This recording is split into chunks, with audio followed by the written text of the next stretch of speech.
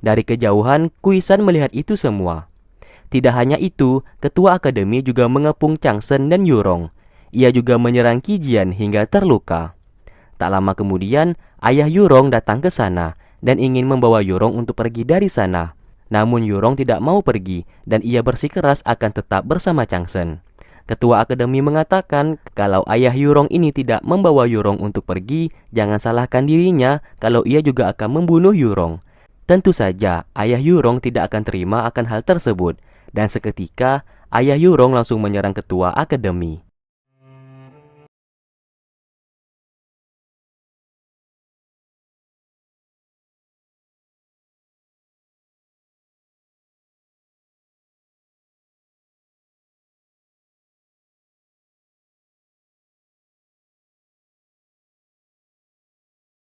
Di saat itu, ayah Yurong menyerang ketua akademi dan menyuruh Yurong untuk membawa Changsen pergi dari sana.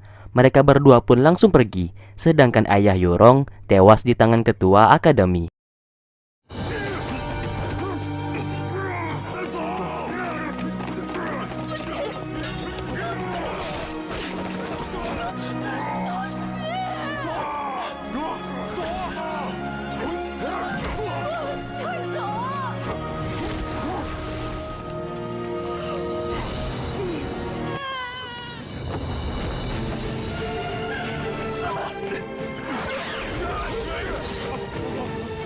Yurong menjadi sangat bersedih karena ayahnya telah tewas.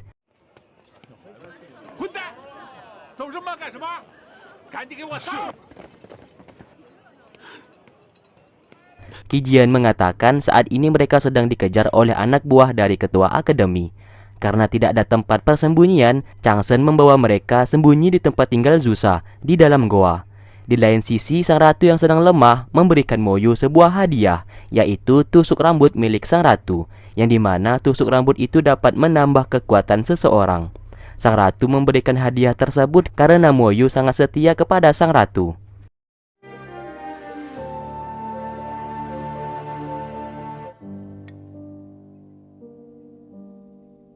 Singkatnya, di gerbang kota Sendu, anak buah dari ketua akademi ini, sebut saja namanya Lukman, sedang menggantung mayat ayah Yurong di sana. Ia mengatakan kalau saat ini Yurong merupakan buronan dan ayahnya ini dituduh sebagai pengkhianat. Tang di saat itu melihat semua perbuatan keji dari Lukman. Bahkan, Lukman tak segan-segan menampar ibunya Yurong.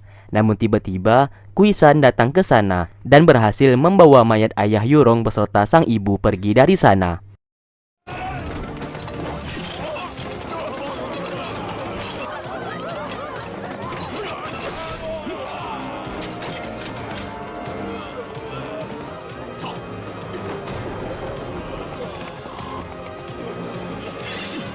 Di saat malam, Tang menyampaikan pesan ke mereka berdua kalau Kuisan telah menyelamatkan mayat ayah Yurong dan membawa pergi kedua orang tuanya. Di waktu yang sama, ketua akademi menghampiri sang ratu yang saat itu terbaring lemas tak berdaya. Faktanya di sini, sang ratu, ketua akademi, dan Raja Taizong yang merupakan suami dari sang ratu yang telah meninggal, mereka bertiga merupakan sahabat sejak dulu. Namun di saat dulu, sang ratu memilih Taizong untuk menjadi suaminya. Rupanya ketua akademi sangat cemburu melihat kedekatan mereka berdua. Lalu di saat itu, ketua akademi dan Raja Taizong sedang berperang. Mereka berhasil mengalahkan klan iblis. Namun Raja Taizong harus tewas dalam pertempuran. Ketua akademi mengatakan seharusnya dirinya lah yang menjadi raja di kerajaan Zhou, bukannya sang ratu. Karena dirinya yang mati-matian mengalahkan klan iblis saat dulu. Singkat cerita, sang ratu diasingkan di suatu tempat dan Changsen datang menemuinya. Di sini Changsen berniat mengendalikan formasi bintang sebelum ketua akademi yang duluan mengendalikannya. Tentu saja sang ibu tidak setuju akan hal tersebut, namun Changsen terus meyakinkan kalau dirinya bisa selamat menghadapi formasi bintang itu. Itu semua dilakukannya supaya bisa mengalahkan ketua akademi. Melihat semangat dari Changsen, sang ibu pun menyetujui permintaan anaknya tersebut. Di lain tempat, terlihat kakek dan kakak Changsen sudah hampir sampai di kota Sendu. Sedangkan Changsen dan yang lainnya sedang menguping pembicaraan ketua akademi dengan penjaga makam Tiansu. Ternyata mereka berdua telah bersekongkol sejak lama. Ketua akademi saat ini sudah tahu kalau kakek dan kakak Changsen sebentar lagi akan tiba di kota Sendu. Ia mau mereka berdua harus segera dibunuh. karena ia takut kakek Changsen akan menghalangi jalannya untuk merebut tahta sang ratu.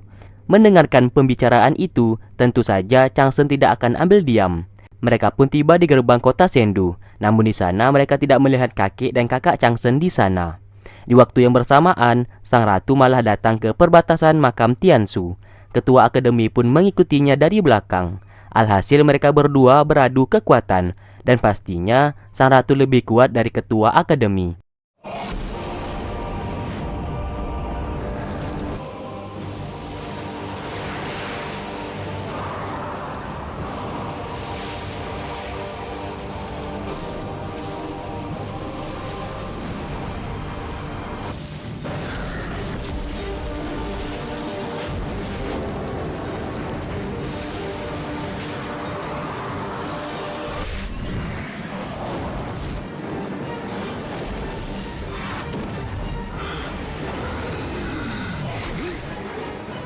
Namun tak lama kemudian, Hansing, penjaga perbatasan, menghampiri sang ratu.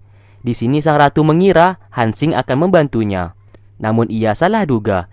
Hansing secara tiba-tiba menusuknya dengan tombak, yang membuat sang ratu terluka parah.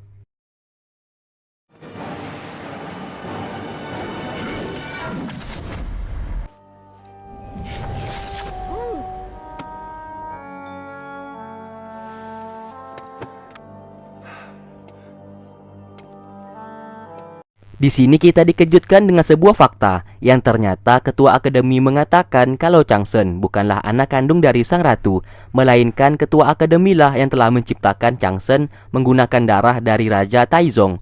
Ia telah menyiapkan semua rencana ini dari 19 tahun yang lalu untuk melabuhi sang ratu. Tentu saja sang ratu sangat terkejut mendengarkan hal tersebut. Namun di sini ketua akademi belum memberitahukan siapa anak kandung dari sang ratu. Namun sang ratu tidak peduli akan hal tersebut. Ia tetap menganggap Changsen sebagai anak kandungnya sendiri yang ia sayangi. Melihat keras kepala dari sang ratu, ketua akademi pun hendak membunuhnya. Namun tiba-tiba pahlawan kita datang ke sana dan berhasil menahan serangan dari ketua akademi. Mereka berdua pun bertarung satu sama lain.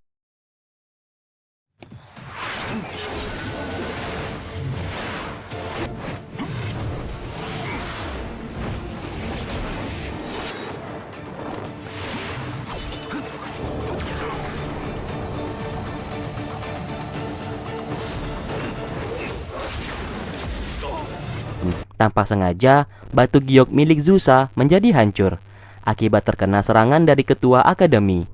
Hal itu membuat Zusa menjadi terluka. Yurong dan Tang juga datang ke sana, namun belum sempat mereka melawan, ketua akademi ini sudah memindahkan mereka berdua ke dunia kecil miliknya.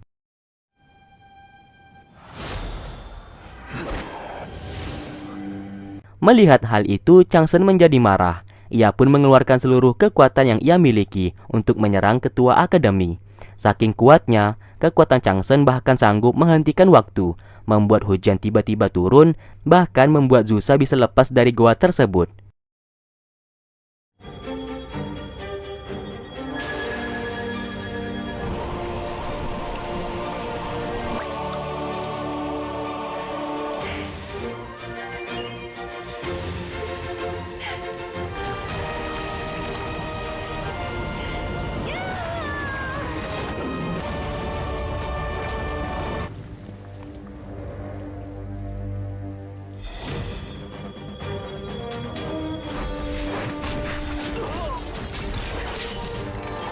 Namun tetap saja Changsen kalah dari ketua akademi.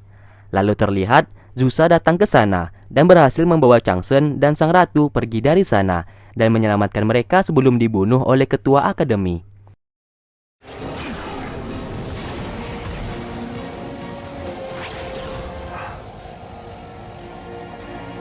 Mereka berdua saat ini pun berhasil selamat.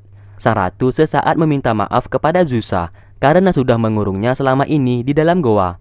Sang ratu juga secara tiba-tiba memberikan sisa kekuatannya kepada Changsen, karena ia tahu saat ini ia akan segera meninggal.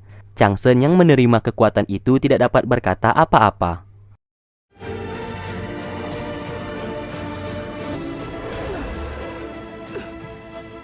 Lalu, kakek dan kakak Changsen datang ke sana. Hal tersebut membuat sang ratu sangat senang, karena kakek Changsen ini merupakan teman lamanya. Lalu, Yuren disuruh sujud di hadapan sang ratu.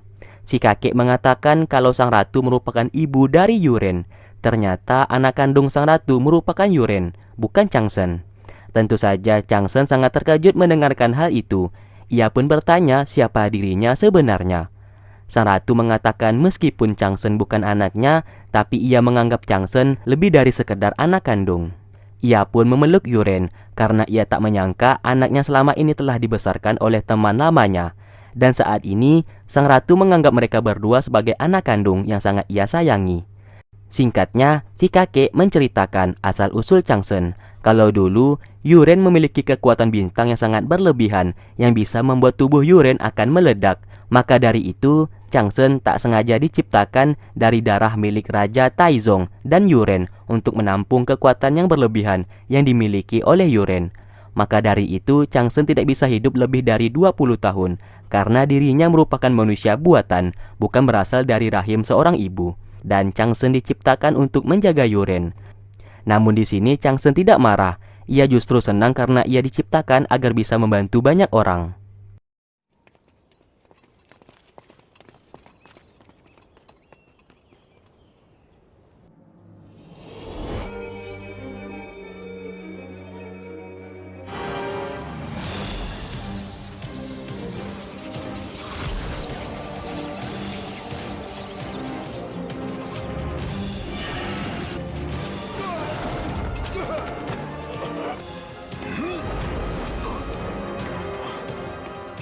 Singkatnya mereka semua berkumpul untuk memberikan hormat terakhir karena saat ini sang ratu telah meninggal dalam posisi duduk.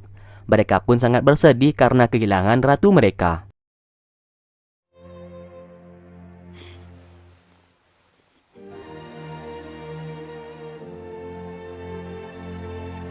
Lalu mereka pun bersembunyi di goa milik Zusa dari serangan ketua akademi.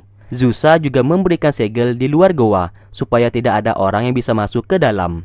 Namun, Tang izin keluar karena ia sangat mencemaskan Moyu yang saat ini berada di luar. Changsen pun mengizinkannya untuk pergi keluar saat ini. Kini ketua akademi berhasil menduduki kursi sang ratu dan ia meminta semua orang harus mematuhi perintahnya. Namun Moyu mengatakan ketua akademi tak pantas menjadi seorang raja karena ketua akademi belum memiliki lencana yang dimiliki oleh sang ratu. Hal tersebut membuat ketua akademi menjadi marah. Ia menyuruh Moyu untuk mengambil lencana itu dari sang ratu. Namun Moyu secara terang-terangan menolak permintaan itu. Ketua akademi memberikan Moyu satu kesempatan.